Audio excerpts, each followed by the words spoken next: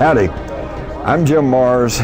My background is as a newspaper print reporter, and I've been looking into UFOs since a kid in the 50s.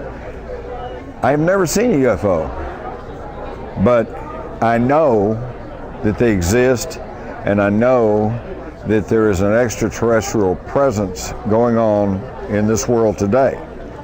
How do I know that? Because in my career as a journalist, I've talked to too many pilots, both commercial and military officers, air traffic controllers, police officers, and after a certain period of time, you have to say, hey, all of these people are not liars. All of these people are not hoaxsters. There's something going on. And then if you'll really do your homework, you're going to find out this is nothing new. You go back to the Bible, Ezekiel and his flaming wheel. You go to the Egyptians and their flying boats and their gods that come from the sky. You go to the Aborigines. You go to the Dogon tribe in Africa. You come right on up to the flying shields of the Romans and to the flying crosses during the Crusades. All the way up, of course, to the modern UFO situation. And that actually can be documented as far back as 1897, when the Texas newspapers, even the Dallas Morning News, which is still in publication, carried a story that said a large silver cigar-shaped object crashed at Aurora, Texas, and the pilot, enough of his remains were recovered to show that he was not an inhabitant of this world. Now, this was 6 years before the Wright brothers flew, so this wasn't some misidentification or a satellite, and it wasn't swamp gas, because we have found the globs of molten aluminum at the site. So folks, it's very real. And you might start telling your friends and neighbors that if they would not bring themselves up to speed and become aware of the reality of UFOs, then they will never ever be able to figure out what's going on in this world, because they are tossing out a very big piece of the puzzle. Hello, I'm Will Franken of willfranken.com. My story is relatively simple. I was driving up in the High Chaparral desert of Senoma. I forget what the name of the mountain was, about 3,000 feet up. And I saw visually it was kind of like a purple streak.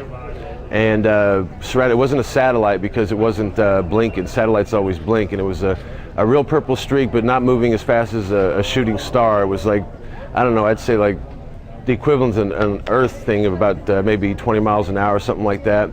And I believe it was connected to this experience that I had a few days later, where I ran into somebody who I never met before, but I saw him from like a 1980s teen movie. I thought I recognized him from this old movie from the 80s, and I said, are you so-and-so from this 80s movie? He said no, and then 24 hours later, I was in a different part of Senoma, and I ran into that exact actor who I had met. So I basically predicted this event by 24 hours, which kind of goes to this thing that I have about time and space kind of collapsing into one entity. I'll just conclude with this, that there was some graffiti that somebody had written somewhere where somebody said that time is nature's way of making sure everything doesn't happen at once. Space is nature's way of making sure that everything doesn't happen to you. And I think that there was something to do with that purple streak made that collapse possible. It's a temporary collapse of a 24-hour span. So it's been awesome to tell my story, and rock and roll. Hi, my name is Peter Sterling, and I'm here at the Bay Area UFO Conference, and talking with Above Top Secret. I'm really glad to be able to share a story of an extraordinary experience I had recently.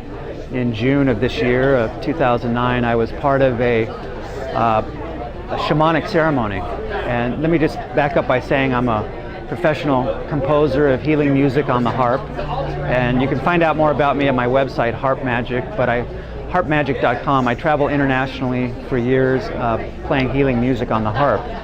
But I was invited to be part of a shamanic ceremony, an ayahuasca ceremony, which is a very traditional healing ceremony from the Amazon.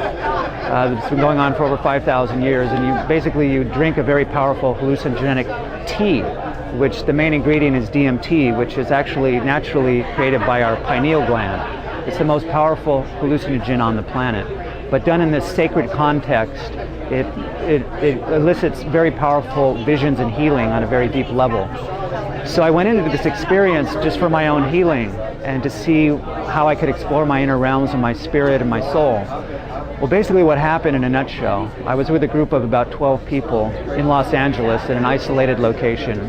It goes from sundown to sunup. It was in the middle of the night. I had just taken a 3rd dose of the ayahuasca tea.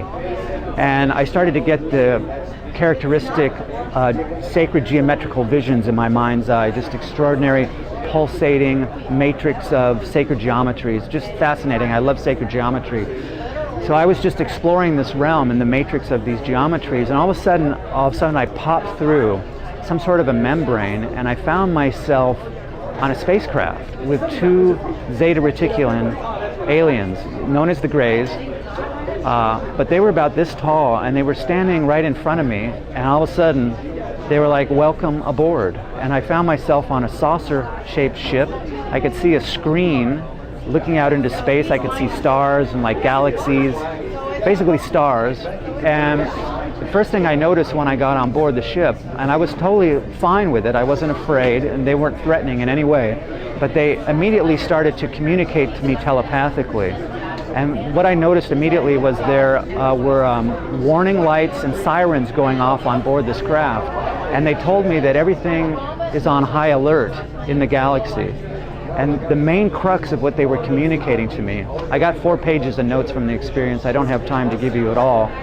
But basically the main point was that they spoke of a galactic pulsation that has been emanated from the center of the galaxy.